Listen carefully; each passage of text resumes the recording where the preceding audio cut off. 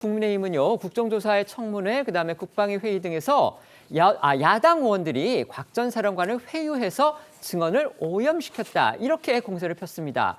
하지만 민주당은 물론이고요, 곽 전 사령관 본인도 헌재 증언에서 회유를 했다는 이런 의혹은 부인했는데요. 하지만 곽 전 사령관과 통화를 했던 지인은 저희 취재기자에게 곽 전 사령관이 회유 의혹을 받게 된 건 결국 경제적인 어려움으로 인한 것이 아니겠느냐, 이런 말을 하기도 했습니다.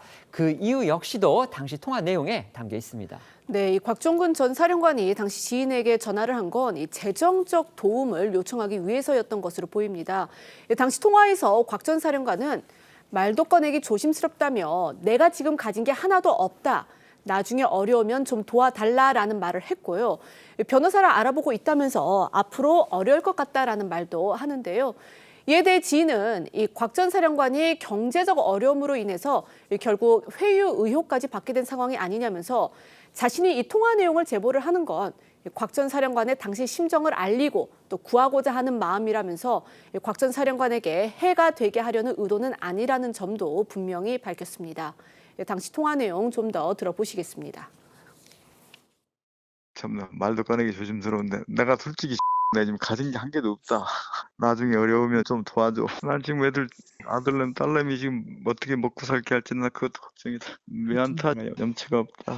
앞으로 좀 어렵긴 어려울 것 같은데 내가 변호사는 고등학교 동기하고 후배들을 통해서 좀 해달라고 그랬어. 곽 전 사령관 누군가로부터 내란죄로 엮겠다, 이런 위협적인 말까지 들은 만큼 이 변호사 선임 문제를 걱정했던 걸로 보입니다.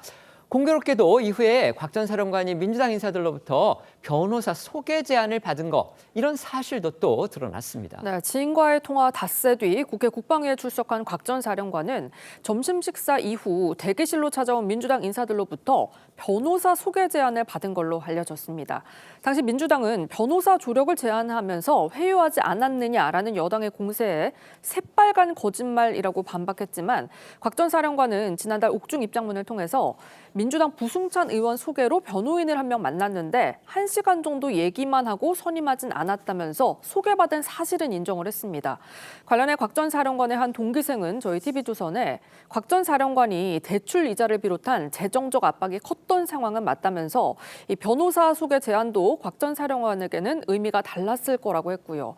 현재 곽 전 사령관의 사건 변호는 김현태 707 특임단장의 변호인이 돕고 있습니다.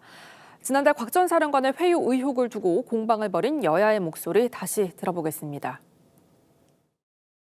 김현태 단장의 증언에 따르면 박범계 의원은 민주당이 끝까지 챙겨줄 테니 걱정 마라라고 했는데 뭘 챙겨준단 말입니까? 이게 회유 아니면 무엇입니까? 삼성전자 부회장 전속 변호사를 연결해 주겠다는 말도 했다고 합니다. 전형적인 회유 수법입니다. 새빨간 거짓말이고 변칙 특권의 보호하에 있지 말고 여기 나오셔서 인터뷰하시면 바로 고발해 드리겠습니다.